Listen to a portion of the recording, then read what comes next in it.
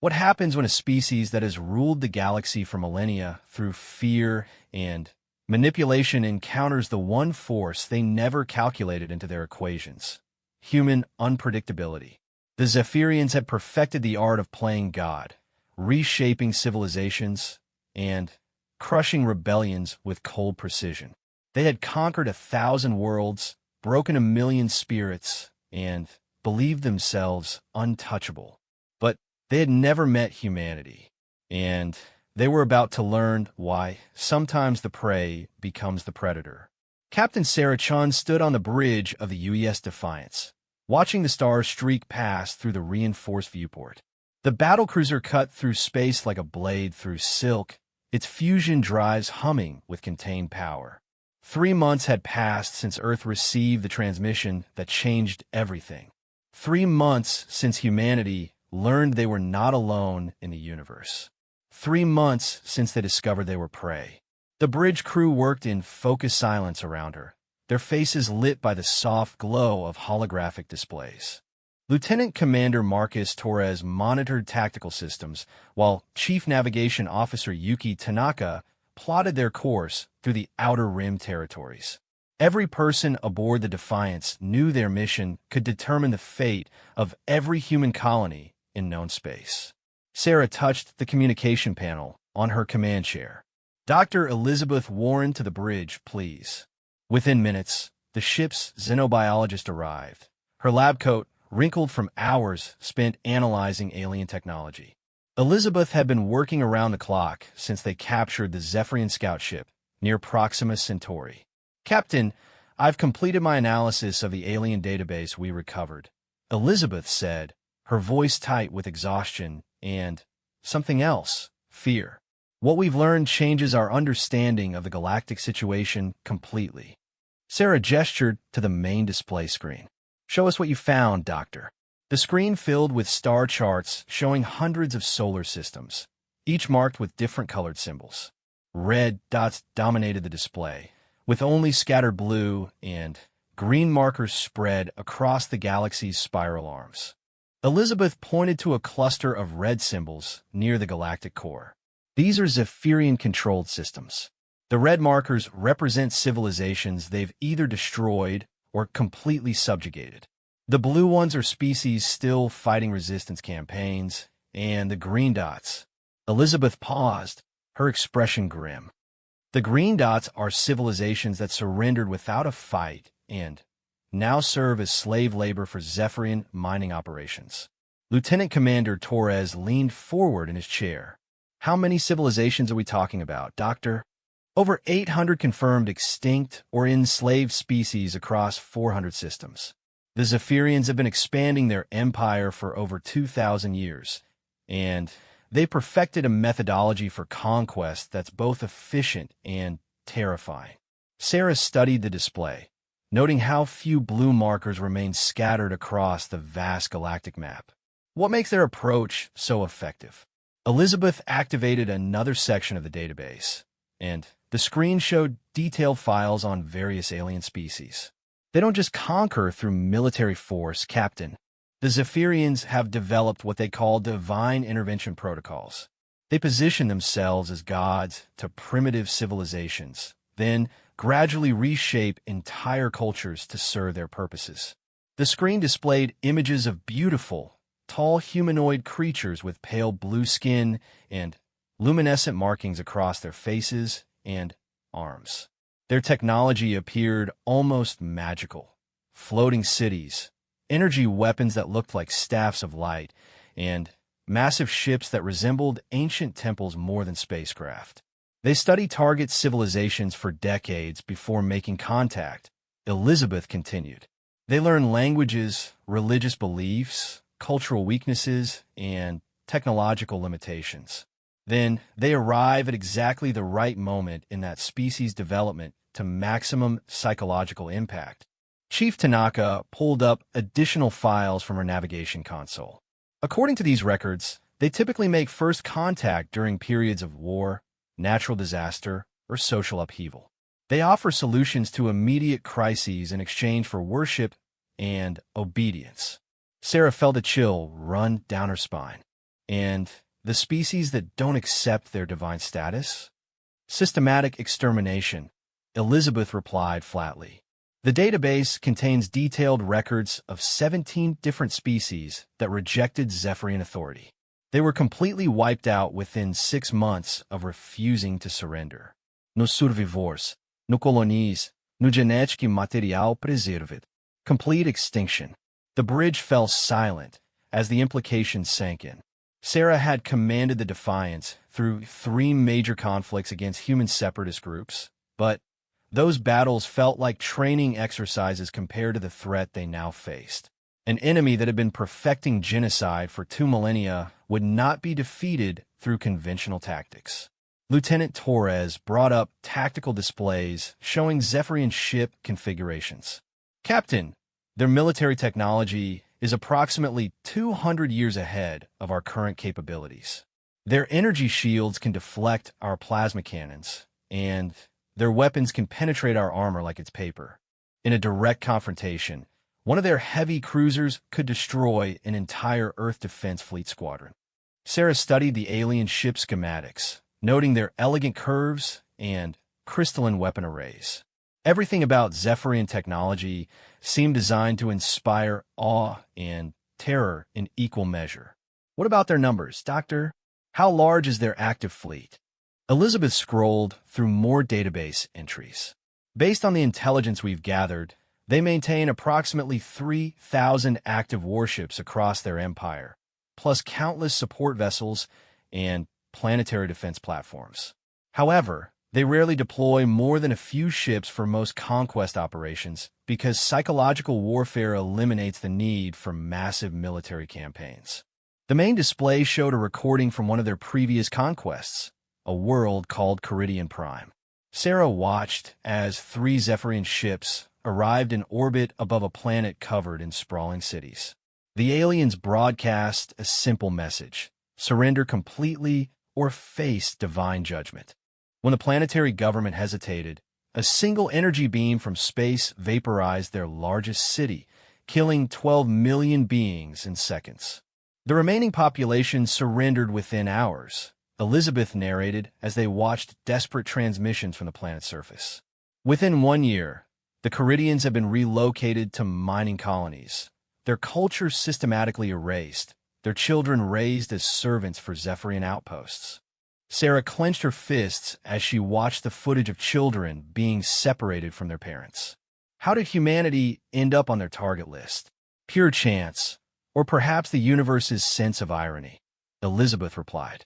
A Zephyrian scouting expedition detected our radio transmissions from the Proxima Centauri system. They followed our signals back to Earth and have been observing us for approximately 8 months. According to their files, they classify humanity as a primitive but rapidly advancing species with high potential for useful servitude. Chief Tanaka highlighted sections of the alien database that showed detailed maps of human space. They know the locations of all our major colonies: Captain, Terra Nova, New Sydney, Kepler Station, the mining operations in the asteroid belt, everything. They've been planning our conquest for months. Sarah felt anger building in her chest, a cold fury that had sustained her through every difficult command decision. The Zephyrians had studied humanity like laboratory specimens, categorizing humans as future slaves while planning the destruction of anyone who might resist. They viewed Earth as just another primitive world ready for harvesting. What's their timeline for the invasion? Sarah asked. Elizabeth brought up a final set of files marked with Zephyrian symbols that pulsed with ominous red light. According to their operational schedule, the Conquest fleet will arrive at Earth in 72 days. 4 heavy cruisers and 12 support vessels, carrying approximately 2,000 Zephyrian soldiers and their complete divine intervention protocol package. The screen showed mock-ups of how Earth would look after Zephyrian conquest. Human cities replaced with crystalline spires, vast mining operations carved into mountain ranges, and millions of humans working in organized labor camps. The images were clinical, precise, and absolutely terrifying in their casual assumption of human defeat. Lieutenant Torres ran tactical projections on his console. Captain, Earth Defense Command has been preparing for this threat since we sent our initial report, but our entire fleet combined wouldn't last 20 minutes against 4 Zephyrian heavy cruisers. Their energy shields and weapon systems are just too advanced. Sarah stood and walked to the viewport, staring out at the stars that no longer seemed peaceful and infinite. Somewhere out there, an alien empire that had conquered hundreds of worlds was preparing to add humanity to their collection of enslaved species. Traditional military strategy would be useless against technology centuries ahead of human capabilities. Dr. Warren, in your analysis of Zephyrian tactics and psychology, did you identify any weaknesses we might exploit? Elizabeth hesitated before answering. There might be something, Captain, but it's based on speculation rather than hard data. Every species they've conquered has followed predictable patterns of behavior. Either immediate surrender when faced with superior technology or desperate, but ultimately futile resistance using conventional military tactics. Sarah turned back to face her senior staff. You're suggesting they might not know how to respond to unconventional approaches. Exactly. The Zephyrians have developed their conquest methodology over 2,000 years of dealing with species that think logically about survival. They offer a choice between extinction and slavery, knowing that most intelligent species will choose slavery when faced with certain death. But humans, Elizabeth paused, gathering her thoughts. Humans have a documented history of choosing seemingly impossible odds over guaranteed survival when our core values are threatened. Chief Tanaka pulled up historical files from human military conflicts. The Battle of Thermopylae, the Siege of the Alamo, the Warsaw Ghetto Uprising, the defense of Stalingrad. Humans have repeatedly chosen death over submission even when victory seemed impossible. Sarah felt the first spark of hope she'd experienced since learning about the Zephyrian threat. They expect us to behave rationally according to their definition of rational behavior. They've never encountered a species willing to risk everything on principle alone.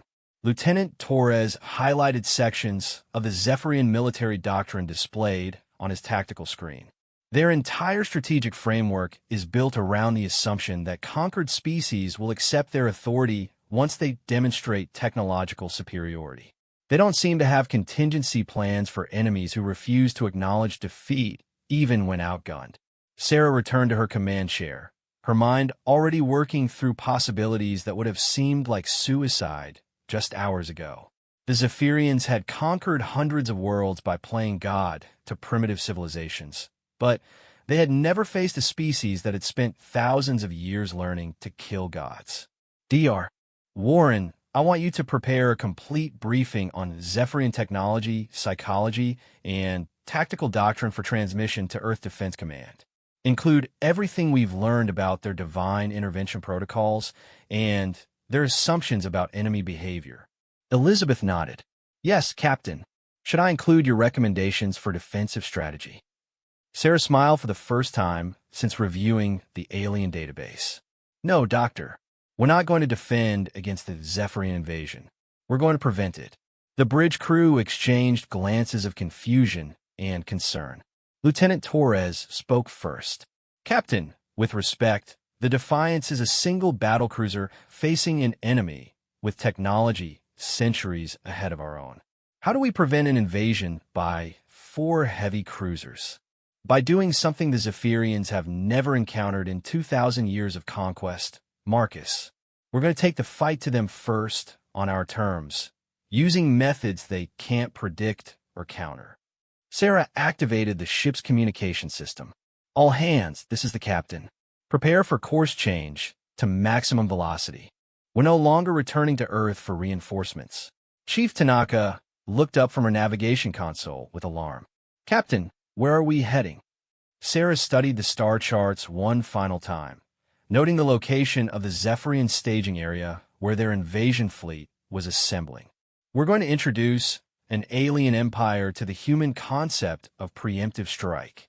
The US Defiance dropped out of hyperspace at the edge of the Kepler 442 system its sensors immediately scanning for signs of the Zephyrian staging fleet. Captain Sarah Chun watched the tactical display populate with contact markers as her crew worked to gather intelligence on enemy positions. What they discovered exceeded even their worst expectations. "Captain, I'm reading massive energy signatures throughout the system," Lieutenant Commander Torres reported from his tactical station. "Multiple capital ships, support vessels, and what appears to be a mobile construction facility." Chief Tanaka enhanced the sensor readings on the main display. The screen filled with dozens of elegant alien ships arranged in precise formations around a massive crystalline structure that pulsed with internal light.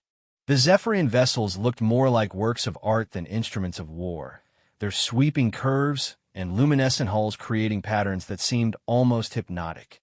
"How many ships are we looking at?" Sarah asked, though she could already count the contacts herself. 47 vessels total, Captain," Torres replied with barely controlled tension. 6 heavy cruisers, 15 light cruisers, 26 support craft, and that construction platform. This isn't just an invasion fleet. It's a full colonization force. Dr. Elizabeth Warren arrived on the bridge, having been summoned when they detected the alien fleet. She studied the tactical display with a focused intensity that had made her one of Earth's foremost xenobiologists. The construction platform explains why they've been gathering here for months. They're not just preparing to invade Earth. They're building infrastructure to process human prisoners and establish permanent occupation facilities. Sarah felt ice form in her stomach as she considered the implications. The Zephyrians weren't planning a simple conquest followed by withdrawal. They intended to transform human space into a permanent extension of their empire, complete with processing centers for enslaving the human population. "Can we get closer without being detected?" Sarah asked. Chief Tanaka consulted her navigation sensors. "The asteroid field in the outer system provides good cover, Captain. We can approach to within 50,000 kilometers before risking detection by their sensor arrays." "Do it." Silent running protocols. Minimal power signatures, passive sensors only. The Defiance glided through the asteroid field like a predator stalking prey, its dark hull reflecting starlight while its crew gathered intelligence on an enemy that had never faced human military doctrine. Sarah watched the alien fleet grow larger on their screens, noting how the ships moved in perfect coordination despite their massive size. "Captain, I'm detecting transmissions between the alien vessels," Communications Officer Lisa Park reported. "The computer is attempting to translate using the linguistic database we captured from their scout ship." "What are they discussing?" "Logistics primarily. Cargo manifests, construction schedules, and..." Park paused, her expression growing pale. "Processing quotas for human prisoners. They're planning to capture and relocate approximately 60% of Earth's population to labor colonies." Sarah gripped her command chair armrests hard enough to leave impressions in the padded material. The clinical nature of the alien planning made their intentions even more horrifying. Humans weren't enemies to be defeated. They were resources to be harvested and allocated according to Zephyrian efficiency standards. Dr. Warren highlighted sections of the alien fleet formation. "Captain, notice how their ships are positioned. The heavy cruisers are arranged in a perfect hexagonal pattern around the construction platform, with the lighter vessels filling specific positions between them. Everything about their formation suggests they prioritize order and predictability over tactical flexibility." Lieutenant Torres pulled up comparative analyses of Zephyrian versus human military doctrine. Their entire approach assumes they'll face resistance that follows logical patterns. Ships arranged in standard formations, attacks launched from predictable vectors, and retreat when facing overwhelming odds. They've never fought an enemy that treats military suicide as a viable tactical option. Sarah studied the alien formation, her mind calculating possibilities that would have seemed insane to any rational military commander.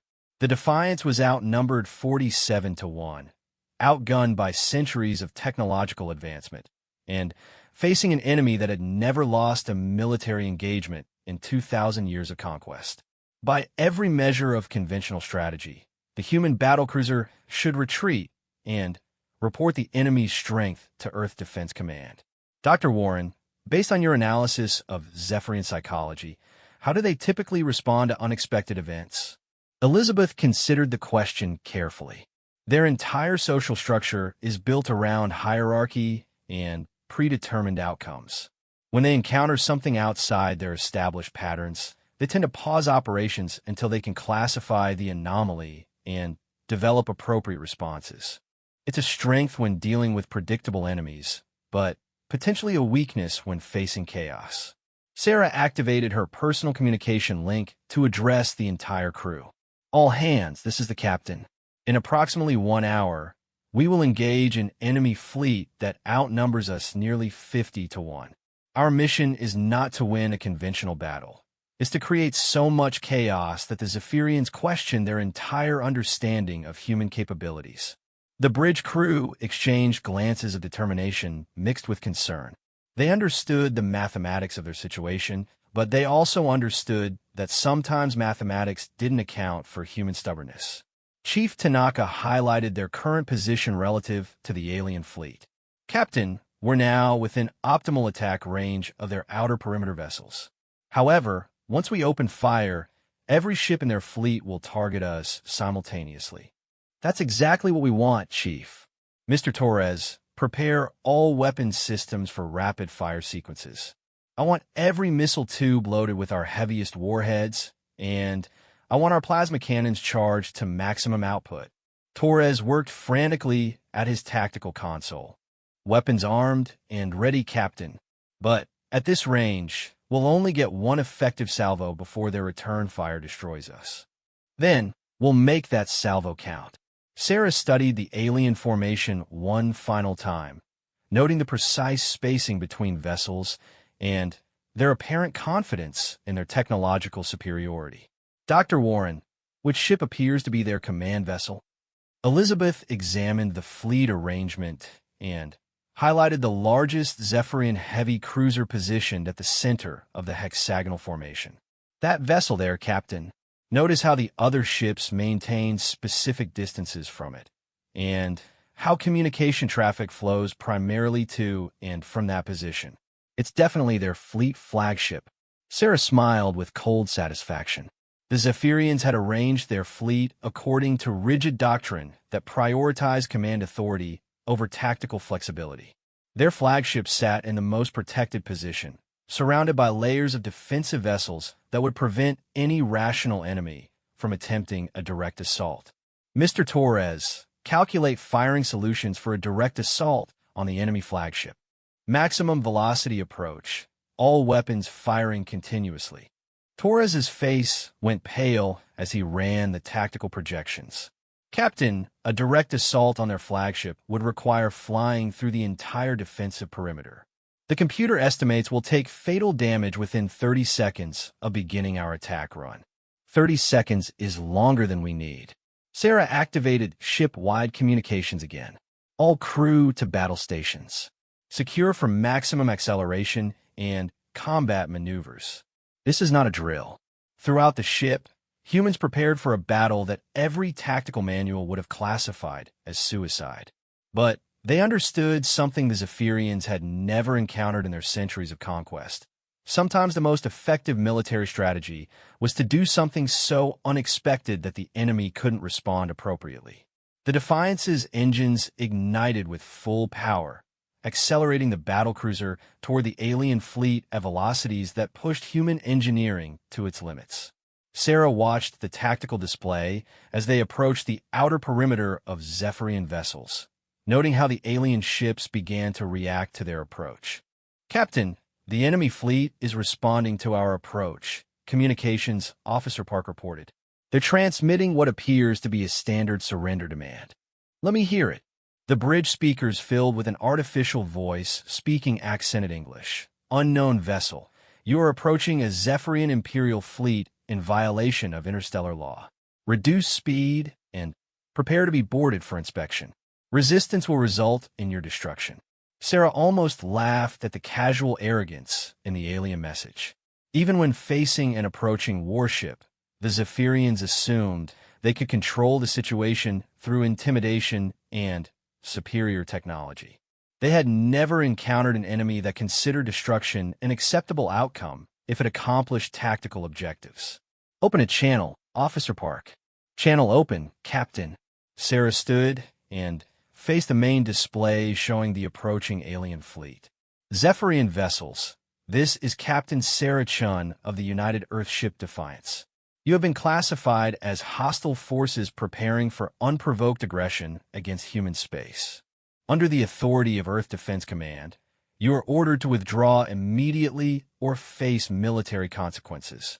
The response came within seconds. Human vessel, you are clearly suffering from technological delusions. A single primitive ship cannot threaten a Zephyrian fleet. Surrender now, and your crew will be processed for useful labor assignments. Sarah felt the cold fury that had sustained her through every difficult command decision. The aliens spoke about processing humans like discussing cargo allocation, their casual assumption of superiority revealing everything she needed to know about their psychology. Mr. Torres, target their flagship. All weapons. Maximum rate of fire.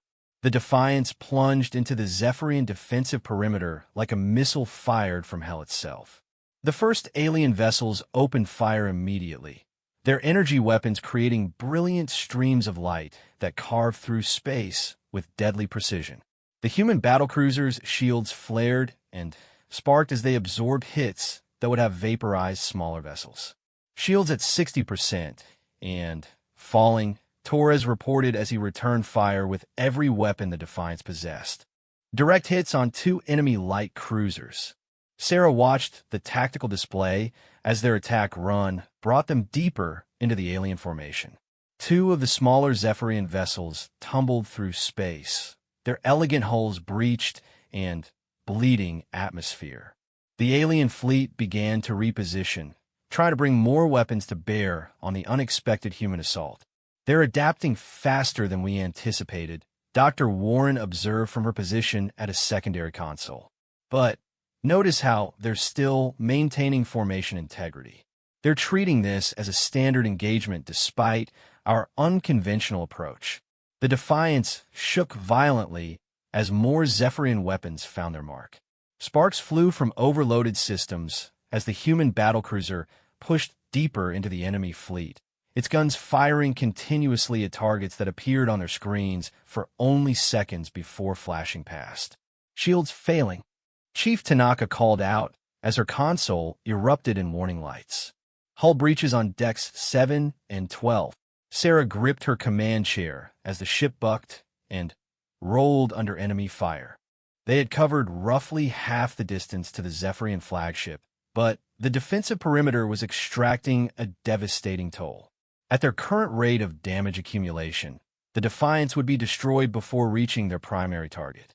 Captain, recommend we alter course and attempt to escape while we still have engine power, Lieutenant Torres suggested as he continued firing at every alien vessel within range. Sarah studied the tactical display one final time, calculating distances and probabilities. The mathematics were clear. The Defiance would not survive a direct assault on the Zephyrian flagship. But mathematics had never been the deciding factor in human military history when core values were at stake. Negative, Mr. Torres. Continue attack run. All power to forward weapons and engines. The battlecruiser accelerated even faster, bleeding atmosphere from multiple hull breaches while its guns hammered the alien vessels blocking their path to the flagship. Sarah could see the massive Zephyrian command ship growing larger on their screens, its crystalline weapons arrays beginning to rotate toward the approaching human vessel. Whatever we're going to do, we need to do it in the next 60 seconds, Dr. Warren called out as she monitored their damage reports. After that, we won't have a ship left to fight with. Sarah smiled as she prepared to give the order that would either make history or end it. The Zephyrians were about to learn why humans had never been successfully conquered by any enemy that relied purely on technological superiority. The UES Defiance screamed through space toward the Zephyrian flagship, trailing debris and plasma from multiple hull breaches while its weapons continued their devastating barrage. Captain Sarah Chun watched the alien command ship grow larger on her tactical display, knowing they had less than 30 seconds before the accumulated damage would destroy her vessel completely. "Captain, the flagship is targeting us with their primary weapons array." Lieutenant Commander Torres shouted over the noise of alarms and sparking systems. "Those energy cannons can cut us in half with a single shot." Sarah gripped her command chair as the ship shuddered under another wave of hits from the surrounding Zephyrian vessels. Dr. Warren, based on their ship design, where would their command center most likely be located? Elizabeth Warren consulted her xenobiology database while the ship bucked and rolled around her. Given their hierarchical psychology and their need to demonstrate status, the command center would be positioned at the highest point of the ship's superstructure. That crystalline spire at the top of their flagship, that's where their leadership would be. Sarah studied the approaching alien vessel, noting its graceful curves and the prominent crystal spire that rose above its main hull like a crown. The Zephyrians had built their command ship to inspire awe and terror, but they had also created a clearly identifiable target for anyone desperate enough to attempt what she was planning. "Mr. Torres, prepare the ship for ramming speed. Transfer all remaining power to forward shields and engines." The bridge crew froze for a moment as the implications of her orders sank in. Chief Navigation Officer Yuki Tanaka was the first to respond, her voice steady despite the circumstances. "Captain, at our current velocity, a collision with the flagship would destroy both vessels completely." "That's the idea, Chief." Sarah activated ship-wide communications for what she knew would be her final address to the crew. "All hands, this is the captain. In approximately 20 seconds, we will impact the enemy flagship. All crew to emergency stations and prepare for collision." Throughout the ship, humans secured equipment and braced for an impact that would end their lives but potentially save their entire species. They understood that their sacrifice might give Earth Defense Command the tactical intelligence needed to develop effective strategies against Zephyrian technology. The Zephyrian flagship's energy cannons began to charge, their crystalline arrays glowing with increasing intensity as they prepared to vaporize the approaching human vessel. But the alien gunners had never faced an enemy willing to continue an attack, run, even when facing certain death. 10 seconds to impact, Chief Tanaka reported with professional calm. "All systems show red. We're running on emergency power only." Sarah watched the alien command spire fill their forward viewport, noting the elegant architecture that spoke of a species accustomed to ruling through beauty as well as terror. In a few seconds, human determination would leave a permanent mark on Zephyrian confidence. 5 seconds to impact. The flagship's energy cannons fired at point-blank range, their beams designed to instantly destroy any vessel foolish enough to challenge Zephyrian authority. But the Defiance had been built by humans who understood that sometimes survival required accepting impossible odds. The energy beam struck the human battlecruiser's forward shields and dispersed across its reinforced hull, causing massive damage, but failing to stop the vessel's final charge. The Defiance slammed into the Zephyrian flagship's command spire with the force of a controlled asteroid impact. The collision sent shockwaves through both vessels as tons of metal and crystal merged in a spectacular explosion of light and debris. The Zephyrian command spire shattered like glass, its elegant architecture reduced to fragments that sparkled in the light of the system's star. But instead of the complete destruction both crews expected, something unprecedented occurred. The Defiance's reinforced prow, designed to withstand impacts during space construction operations, punched through the alien hull and lodged deep within the flagship's superstructure. Both vessels tumbled through space, locked together in a twisted embrace of human engineering and alien technology.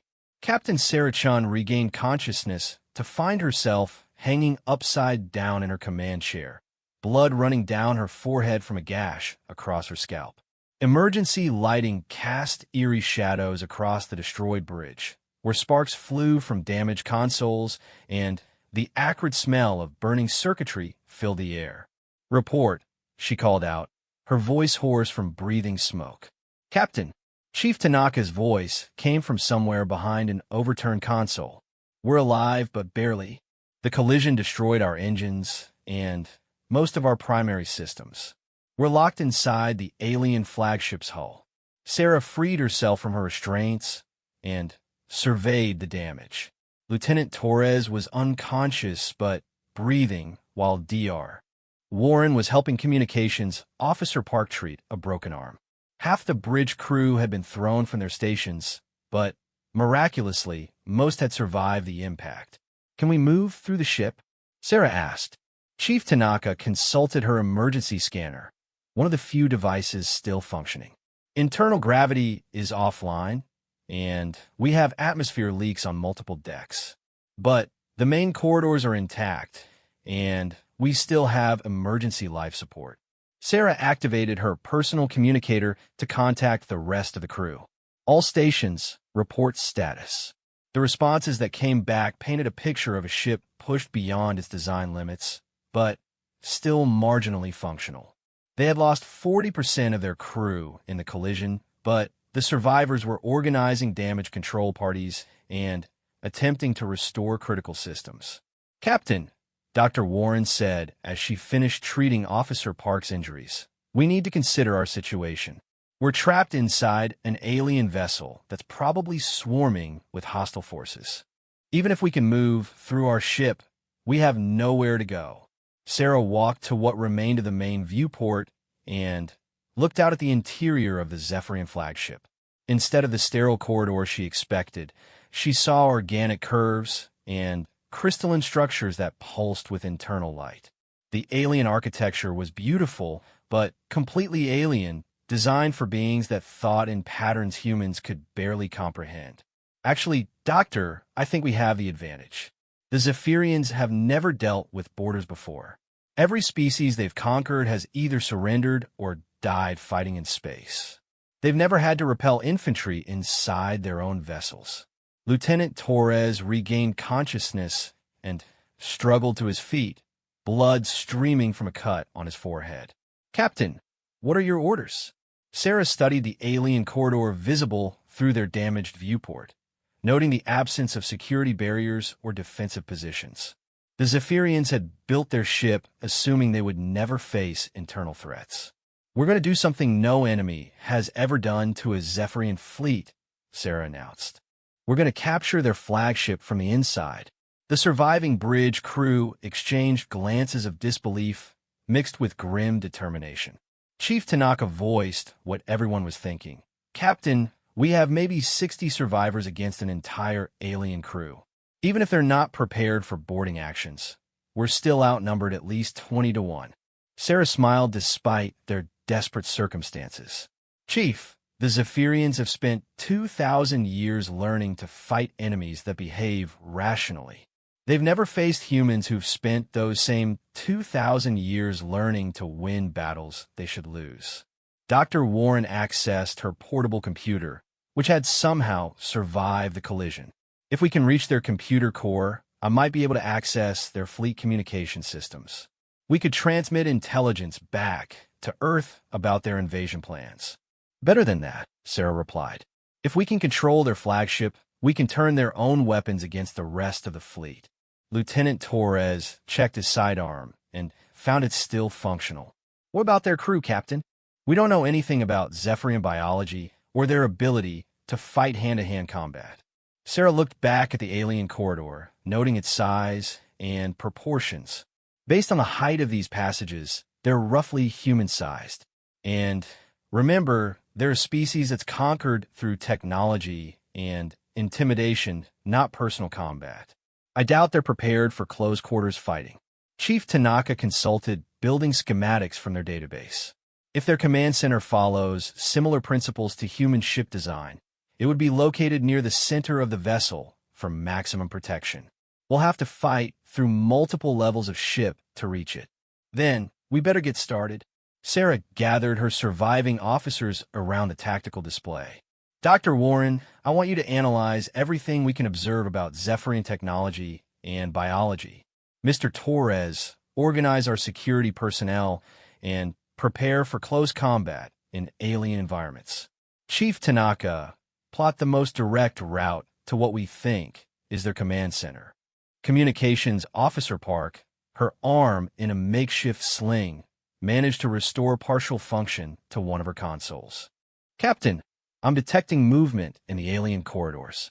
Multiple life forms heading toward our position. Sarah drew her sidearm and checked the charge. How long before they reach us? Approximately 10 minutes based on their current approach speed. Sarah looked around at her battered crew, counting their available weapons and ammunition. They were about to face an enemy that had never been boarded, using tactics that no military academy would have approved in an environment that violated every principle of conventional warfare. All hands, prepare to disembark. We're going to introduce the Zephyrian Empire to the human concept of urban warfare. As the surviving crew of the Defiant prepared to enter the alien flagship, none of them could have predicted that their desperate gamble would fundamentally change the balance of power in the galaxy. The Zephyrians were about to learn that conquering humanity required more than superior technology. It required understanding an enemy that treated impossible odds as motivation rather than defeat. The war for human freedom was about to be fought in the corridors of an alien vessel, where 2,000 years of Zephyrian military doctrine would face the chaotic determination of a species that had never learned to surrender gracefully. Sarah checked her weapon one final time and prepared to lead her crew into the unknown interior of the most advanced warship in the galaxy. The Zephyrians had played God for centuries, but they were about to discover that some prey refused to accept their divinity. The hunt was about to begin, and for the first time in their imperial history, the Zephyrians would find themselves as the prey. Captain Sarah Chun led her surviving crew through the breach in the Defiance's hull into the alien flagship's interior. The moment they crossed the threshold, they entered a world designed for beings who thought in patterns completely foreign to human experience.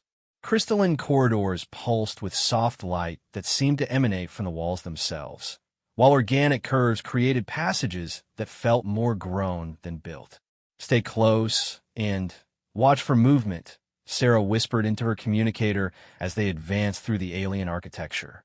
Behind her, 57 surviving crew members moved with the disciplined caution of veterans who understood they were operating far beyond any training manual. Dr. Elizabeth Warren consulted her tricorder, scanning the alien atmosphere and finding it surprisingly compatible with human physiology. Captain, the air is breathable, though it has a higher oxygen content than we're used to. The gravity is approximately 90% of Earth normal. Lieutenant Commander Torres took point with the security team, his plasma rifle charged and ready. The corridor ahead splits into 3 passages. No signs of alien crew yet, but these walls seem to be conducting some kind of energy. Sarah studied the pulsing lights in the crystalline walls, noting how they flickered in patterns that almost resembled communication signals. Dr. Warren, could these be data conduits? Some kind of biological computer network. Elizabeth aimed her scanner at the wall patterns and immediately detected complex information flows. Captain, you're right. These walls are transmitting massive amounts of data throughout the ship. The Zephyrians have integrated their computer systems directly into their architecture. Chief Navigation Officer Tanaka highlighted their position on her portable tactical display. If these walls are part of their computer network, then anywhere we go in this ship, we're surrounded by their information systems. Sarah felt the first spark of hope since the collision. Doctor, if you could interface with their network, could you access their ship controls? Theoretically, yes. But I need time to understand their programming language and security protocols. And we need to reach a primary interface node, probably located in their command center. The sound of approaching footsteps echoed through the crystalline corridors, accompanied by voices speaking in the musical language they had heard in Zephyrian transmissions. Lieutenant Torres motioned for silence as he listened to the alien conversations. Multiple contacts approaching from the central passage, he reported. Estimate 6 to 8 individuals based on footstep patterns. Sarah positioned her crew in defensive positions, using the curved walls and alcoves for cover. Everyone remember, we don't know their biology or their weapons capabilities. Take cover and observe before engaging. The first Zephyrian soldiers rounded the corner and stopped in complete shock at the sight of humans inside their ship. The aliens were tall and graceful, with pale blue skin that seemed to shimmer with internal light. Their armor appeared to be grown rather than manufactured, fitting their bodies like a second skin and pulsing with the same energy patterns that ran through the walls. What struck Sarah immediately was the expressions of complete disbelief on the alien faces. These beings had clearly never encountered enemies inside their own vessel and had no tactical doctrine for dealing with borders. Unknown intruders, you have violated sacred space, one of the Zephyrians called out in accented English. Surrender immediately, and you will be processed according to standard protocols. Sarah stepped out of cover with her weapon ready, but not aimed directly at the aliens. This is Captain Sarah Chun of the United Earth Ship Defiance. You are holding our ship against our will. Release us immediately or face consequences. The lead Zephyrian's expression shifted from shock to something resembling confusion. You cannot make demands aboard a divine vessel. Your primitive weapons cannot harm beings who serve the eternal order. Lieutenant Torres whispered into his communicator, Captain, they're not even taking defensive positions. They're just standing in the open corridor like they expect us to surrender.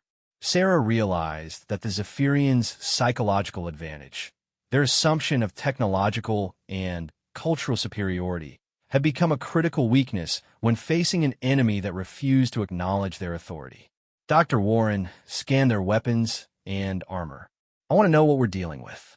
Elizabeth discreetly aimed her tricorder at the alien soldiers while they continued their demands for human surrender. Captain, their armor appears to be some kind of living technology, but I'm not detecting any handheld weapons. They seem to rely on built-in energy projectors integrated into their suits. The lead Zephyrian raised his arm, and Sarah could see crystalline structures along his forearm beginning to glow with building energy. Final warning, primitive beings. Submit to processing or face divine judgment. Sarah made a command decision that would either save her crew or get them all killed. Now, the human survivors opened fire simultaneously, their plasma weapons creating a devastating barrage that filled the corridor with brilliant light. The Zephyrian soldiers, who had never faced directed energy weapons in close combat, scattered in panic as their supposedly impervious armor sparked and failed under concentrated fire. 2 aliens fell immediately, their living armor burning and sparking as human weapons overloaded its protective systems. The remaining Zephyrians retreated down the corridor, their voices raised in what sounded like alarm calls. They're running. Chief Tanaka observed with amazement. They've never faced resistance that actually hurt them. Lieutenant Torres examined one of the fallen aliens, noting how its armor continued to pulse even after its wearer had stopped moving. Captain, their technology is impressive, but it's not designed for actual combat. These beings have gotten used to enemies that surrender after a demonstration of superior firepower.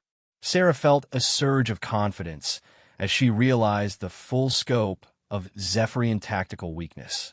They've spent 2,000 years conquering species that gave up the moment they saw advanced technology. They've never developed combat doctrine for enemies that fight back effectively. Dr. Warren scanned the fallen alien soldiers' equipment, downloading data about Zephyrian technology into her portable computer. Captain, their armor systems are incredibly sophisticated, but they're optimized for intimidation and environmental protection, not battlefield survivability. Our weapons can penetrate their defenses if we concentrate fire. The sound of more approaching footsteps echoed through the corridors, but this time the voices carried tones of panic and confusion rather than confident authority. Multiple groups converging on our position, Communications Officer Park reported from her scanner. But they're not coordinating their approach. It sounds like chaos out there. Sarah smiled grimly as she understood the tactical situation. They've never had to organize defense of their own ship before. Every battle they've fought has been in space, with clear command structures and predetermined outcomes. They don't know how to respond to chaos. Lieutenant Torres organized the crew into mobile teams. Captain, recommend we advance rapidly while they're still disorganized. If we give them time to adapt, they might figure out how to coordinate against us. Agreed. All teams, advance toward the ship center. Use speed and aggression to prevent them from organizing effective resistance. The human survivors moved through the alien flagship like ghosts haunting a technological cathedral, their weapons ready while they navigated corridors that seemed designed more for religious processions than military efficiency. Every few minutes they encountered small groups of Zephyrian crew members who seemed more confused than hostile. Captain, I'm detecting massive energy buildups throughout the ship, Dr. Warren reported as they advanced. I think they're trying to activate some kind of defensive system. Sarah paused at an intersection where 3 corridors met, noting how the wall patterns had begun pulsing more rapidly. What kind of defensive system? I'm not sure, but the energy signatures suggest they might be preparing to flood sections of the ship with some kind of pacification field, probably designed to render intruders unconscious without damaging their own technology. Chief Tanaka consulted her tactical display. Captain, if they can isolate us in sections of the ship, they could deal with us systematically without risking damage to their own systems. Sarah studied the corridor layouts, noting how the organic architecture created natural choke points where defenders could trap attackers. Then, we need to reach their command center before they can activate whatever they're planning. Lieutenant Torres had been monitoring alien communications through his scanner. Captain, based on their transmissions, I think we've got them more rattled than we realized. They keep using phrases that translate roughly to impossible violation and corruption of sacred order. They're treating our presence as some kind of religious crisis rather than a military problem. Sarah felt pieces of the tactical puzzle falling into place. Their entire society is built around the assumption of their own superiority. When that assumption is challenged, they don't adapt, they panic.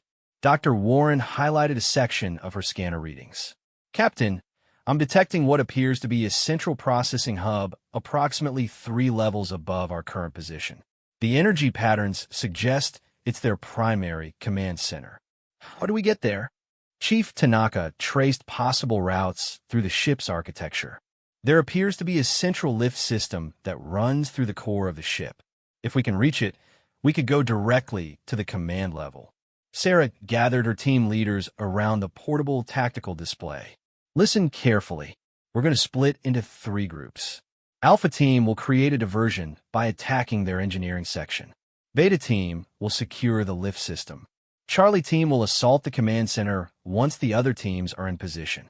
Lieutenant Torres checked his weapon charge. What about their crew? We've only encountered light resistance so far, but they must have hundreds of personnel aboard this ship. That's the beauty of their psychological conditioning, Sarah replied. They've never faced an enemy that refused to acknowledge their superiority. Every encounter with humans contradicts their fundamental beliefs about how the universe works. They're suffering from something like cultural shock. Communications Officer Park had been monitoring Zephyrian transmissions throughout their advance. Captain, their communications are becoming increasingly frantic. They're requesting instructions from their home fleet, but apparently no one has protocols for dealing with boarders. Sarah felt cold satisfaction as she realized they had found the critical flaw in Zephyrian military doctrine. Their entire empire is built on psychological warfare and technological intimidation. When those tactics fail, they have no backup strategies. Dr. Warren continued scanning the alien ship systems as they prepared for the final assault. Captain, if we can gain control of their command center, I believe I can access their fleet communication network. We could potentially disrupt their entire invasion force. Sarah looked around at her surviving crew members, noting their determination despite being trapped inside an alien vessel light years from home. They had already accomplished something no enemy had managed in 2,000 years of Zephyrian conquest. They had made the supposedly divine aliens afraid. All teams, prepare for final assault. We're going to give these gods a lesson in human warfare. As the survivors of the Defiance prepared to attack the heart of the Zephyrian flagship, the alien crew struggled to comprehend an enemy that violated every assumption they had about how conquered species should behave. The humans were about to discover whether their desperate gamble could transform a suicide mission into the turning point of an interstellar war. The assault on the Zephyrian Command Center began with precision timing that would have impressed any military academy instructor. Alpha Team's diversionary attack on the engineering section triggered massive alarms throughout the alien flagship, while Beta Team secured the central lift system with minimal resistance from confused Zephyrian crew members who had no training for internal security threats. Captain Sarah Chun led Charlie Team into the lift that would carry them to the ship's command center, her plasma rifle ready and her surviving officers arranged in tactical formation behind her. The lift itself was a marvel of alien engineering, a crystalline chamber that rose through the ship's core while displaying holographic views of the galaxy outside. 2 minutes to target level, Chief Navigation Officer Tanaka reported as she monitored their ascent. Alpha Team confirms they've created significant chaos in the engineering section. Beta Team reports the lift system is secure. Sarah watched the holographic displays showing the rest of the Zephyrian fleet, noting how the other alien vessels had begun moving toward their flagship in response to the internal disturbance. Dr. Warren, how much time do we have before the other ships arrive to assist? Elizabeth Warren consulted her scanner readings of the alien fleet movements. Approximately 15 minutes before the first support vessels can dock with the flagship. But, Captain, I'm detecting something else. Massive energy buildups in the other ship's weapon systems. Lieutenant Commander Torres understood the implications immediately. They're preparing to fire on their own flagship to eliminate us, aren't they? Sarah felt a chill as she realized the ruthless logic of the Zephyrian response.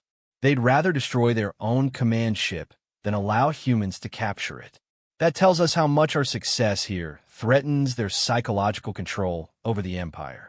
The lift reached the command level, and the doors opened to reveal a chamber that looked more like a temple than a military control center.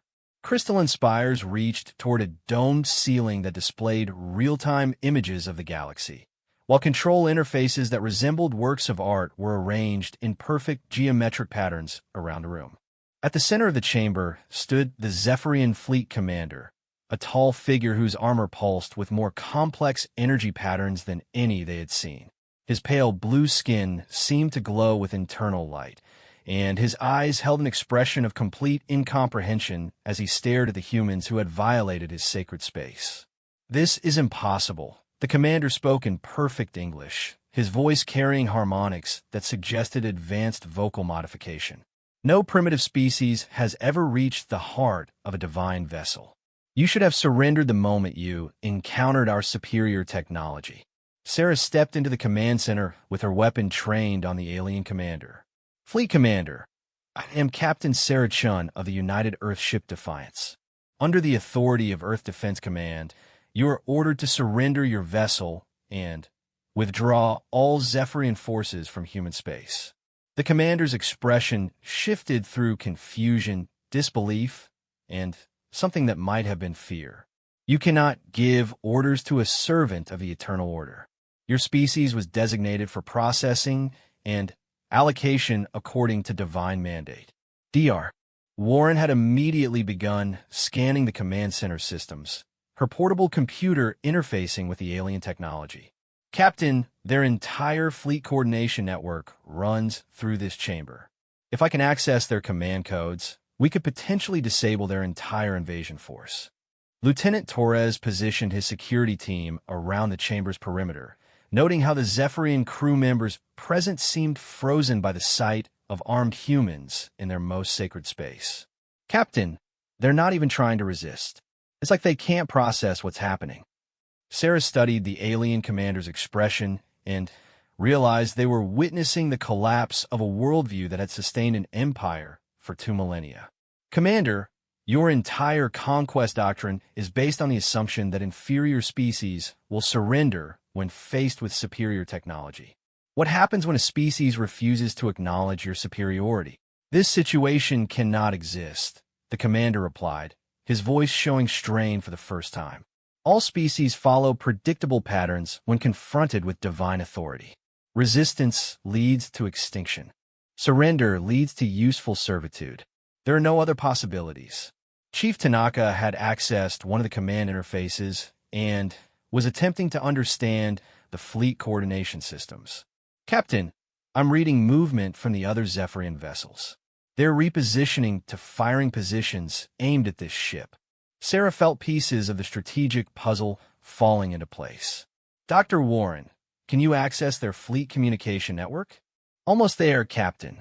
Their security protocols are sophisticated, but they're designed to prevent external intrusion, not access from within their own command center. The Zephyrian commander seemed to be struggling with concepts that challenged his fundamental understanding of reality. Your species should have been processed months ago. The psychological profiles indicated you would surrender when offered the choice between extinction and servitude.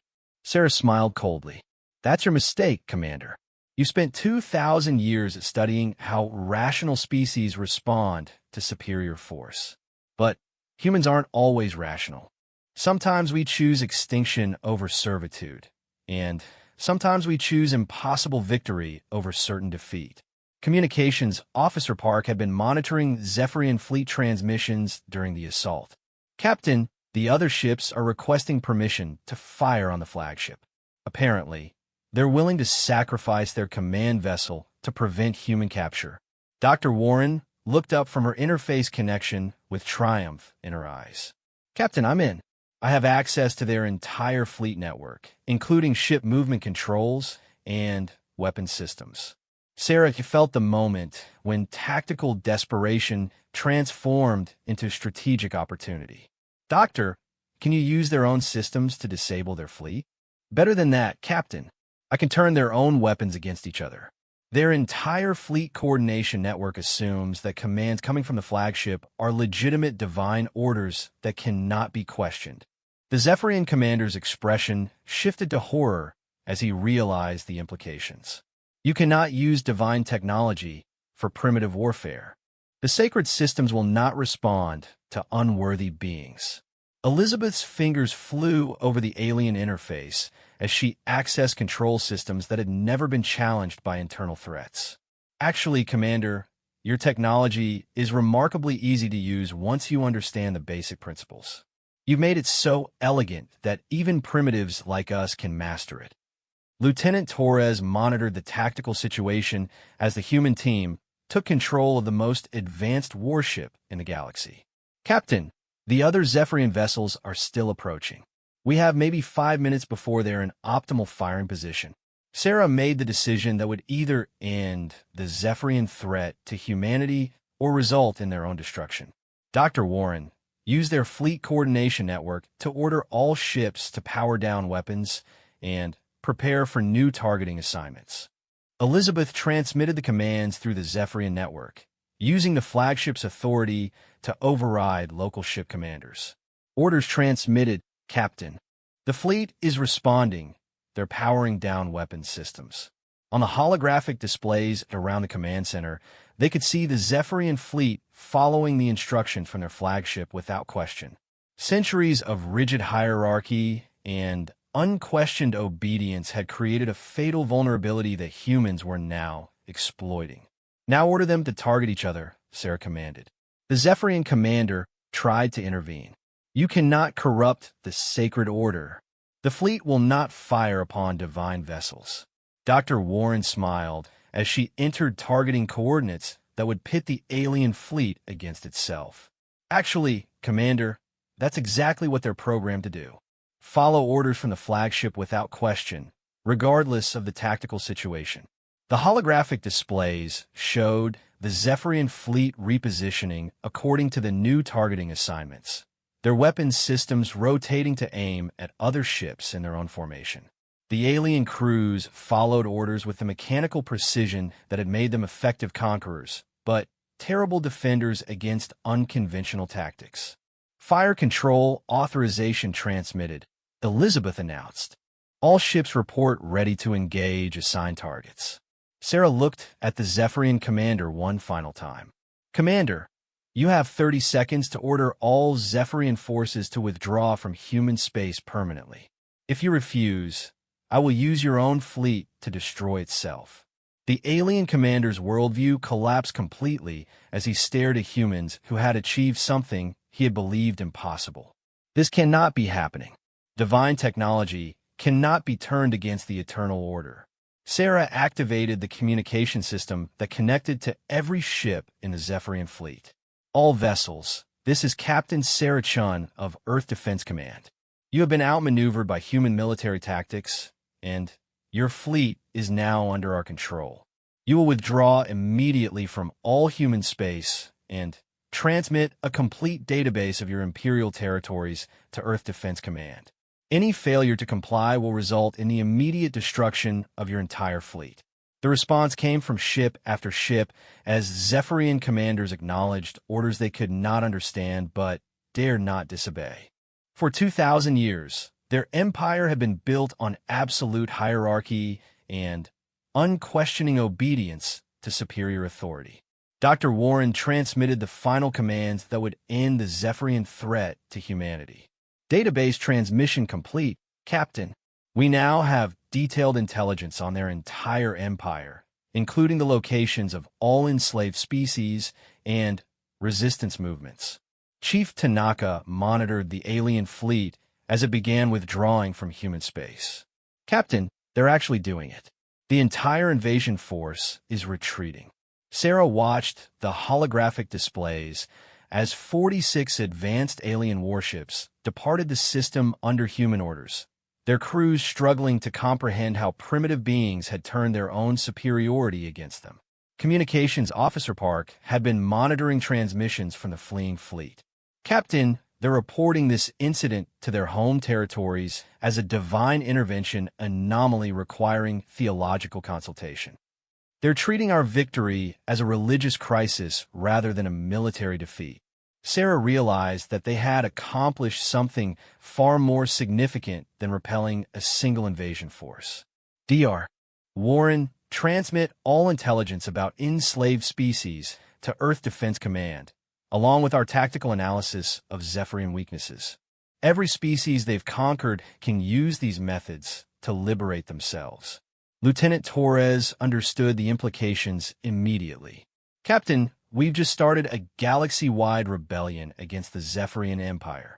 The Zephyrian commander stood in his devastated command center, staring at beings who had shattered every assumption his species held about their place in the universe. What you have done will destroy the order that has maintained peace across the galaxy for millennia. Sarah holstered her weapon as she prepared to return to what remained of the Defiance. Commander, what we've done is prove that no species has the right to enslave others, regardless of their technology. Your empire was built on a lie, and today that lie dies.